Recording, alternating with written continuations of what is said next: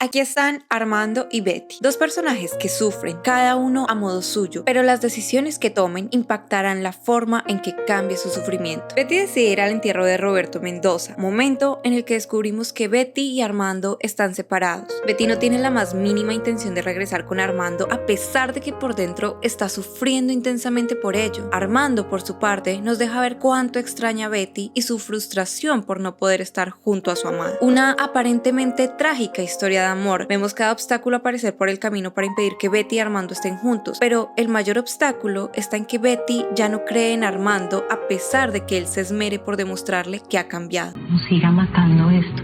Él no entiende nada de lo que yo le digo. Lo que Armando no se da cuenta es que Betty también ha cambiado y seguirá cambiando hasta encontrarse a sí misma. Yo ya no le creo nada de lo que usted dice. Después de que Betty ve esta escena, Hola, amor. se desilusiona nuevamente de ese hombre de sus suplicios. Nada nuevo, todo sigue igual, siempre el mismo Armando. En esas sale corriendo para su casa y relee el diario que escribía cuando era joven, ese famoso diario que le recuerda sus alegrías y dolores, ese diario que le acompañaba en cada una de sus aventuras cotidianas, ese que le recuerda constantemente el dolor de su relación, el sentimiento de ser utilizada y desechada. ¿Con qué ánimo se puede comenzar Un día, si no es para esperar que el destino le demuestre a bofetones que cada vez que se sueña es para despertar en el infierno? Esa cruel idea que Betty tiene sobre el mundo, una desesperanza creada a lo largo de los años donde la protagonista de su vida no es ella, sino los hechos que la rodean. Todo lo que le sucede le confirma a Betty que el mundo ha sido, es y seguirá siendo su infierno. Claramente siente la impotencia ante ello, pues es algo que no puede cambiar y sus únicas herramientas son la resignación y el sufrimiento. Jamás ha sido la protagonista de su propia vida. Hoy entiendo que mi vida no es más que un ciclo donde la tragedia se me repite de una manera cada vez más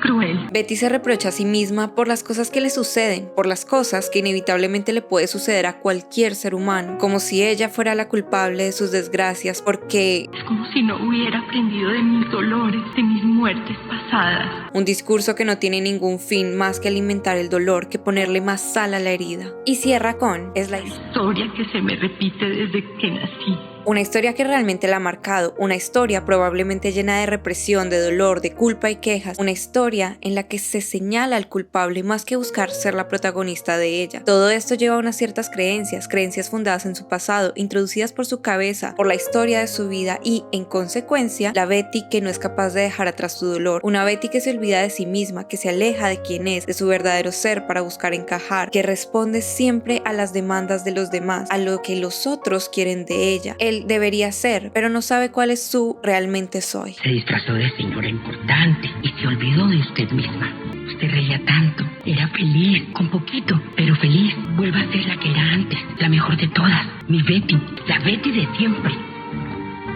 Y aunque esta sugerencia no es tan precisa porque no podemos volver al pasado, no seremos los mismos de siempre, ni por más que lo intentemos. Es como un río que no pasa dos veces por el mismo lugar. Los seres humanos somos fluctuantes. Cada momento, cada instante, cada nueva experiencia en nuestra vida marcan un nuevo yo. Un yo con más experiencia, con nuevas ideas, con ideas reforzadas u olvidadas. Pero cada instante estamos en constante cambio. Lo que sí es justo de esta recomendación es que ilumina la cabeza de Betty. Hasta ahora, todos los esfuerzos de Betty por ser otra, por encajar todos sus pensamientos y sentimientos no la han llevado más que por la vía del sufrimiento. Es hora de realmente conocerse, entender quién es Betty. Y más que la simple identificación con un adjetivo como fea, Esa carita, la única que tengo, la fea. es entender lo que Betty quiere, fuera de lo que está bien o mal visto por la sociedad. Y su imagen de fea, a mi parecer, simboliza una mirada hacia adentro, tratar de descubrir a Betty, entender quién es Betty, cómo piensa Betty, lo que es y lo que no es Betty. No, señora, sabes que no. Tú te has sabido gozar la vida como nadie. Tú te has sabido reír de ti. Y ese es tu gran superpoder, mamá. Un acto tal vez repulsivo o más bien evitado por una sociedad habituada a ver hacia afuera, a ver la imagen del otro, a dejarse guiar por la apariencia, las cosas lindas, lo aesthetic, lo que el ojo percibe como de buen gusto. Una sociedad a la que le cuesta parar, desconectarse y mirar hacia adentro, preguntarse por las cosas que no son visibles ante los ojos. Eso es lo que realmente es feo e incómodo para la sociedad. Es lo que para mí Betty simboliza. Soy yo.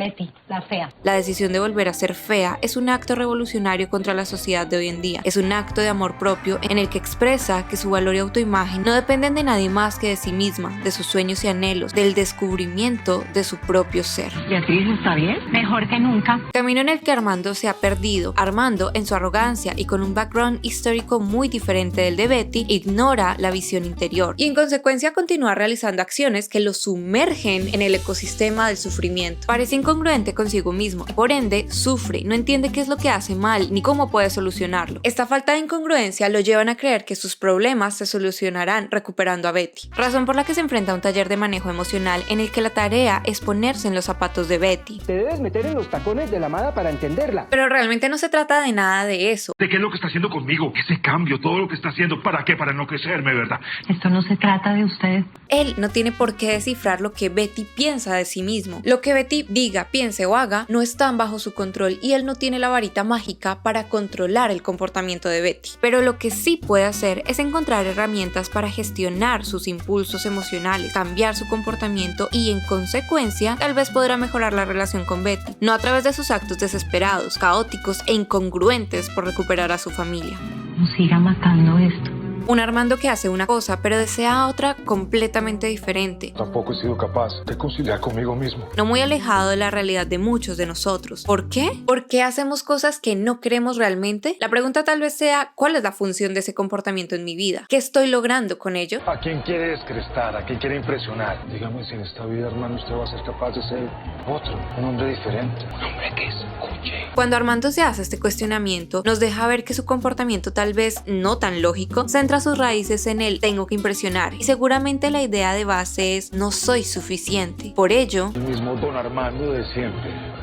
El tipo que grita para ganar la razón. pero realmente pareciera que anhela ser otro. Y sí, hablo de él, porque eso que Betty le está diciendo es en realidad lo que él ve sobre sí mismo cuando trata de verse desde otra perspectiva. Soy una máquina dispensadora de desilusiones. Y fusionarse con esta creencia preestablecida sobre sí mismo lo lleva a cometer los mismos errores de los que intenta escapar. Me juré a mí mismo que jamás en la vida volvería a decir una mentira y ni siquiera he podido cumplir eso. Al final del día es solo una máquina dispensadora de desilusiones. La historia avanza y vemos como cada vez Betty está más segura de sí misma, de sus ideas. No deja de doler, claro está, pero al final descubre el valor en sí misma y se permite un nuevo camino en donde sus anhelos no serán más un infierno. Mientras tanto, Armando se resigna al dolor de su ser, un ser que piensa como inmodificable porque no ha logrado verse y descubrirse completamente. Armando y Betty, dos personajes que sufren. Corrijo, todos sufrimos de una u otra forma, pero Betty supo descubrirse a sí misma dejando de lado las voces a su alrededor, supo conectar con su verdadero ser, se enfrentó a un proceso de autoconocimiento y entendió que sus suplicios estaban en la forma en que se relacionaba con el mundo exterior. Adiós, Betty. Y hasta aquí otro análisis psicológico y esta vez un poco más profundo sobre nuestros personajes, películas y series favoritas. Si te gustó, no olvides dejar tu like y compártelo con ese amigo o amiga cinéfila a la que le encantaría conocer su película favorita desde otra perspectiva. Y no olvides dejar en los comentarios qué otra película, serie o personaje te encantaría que analizara en un próximo video.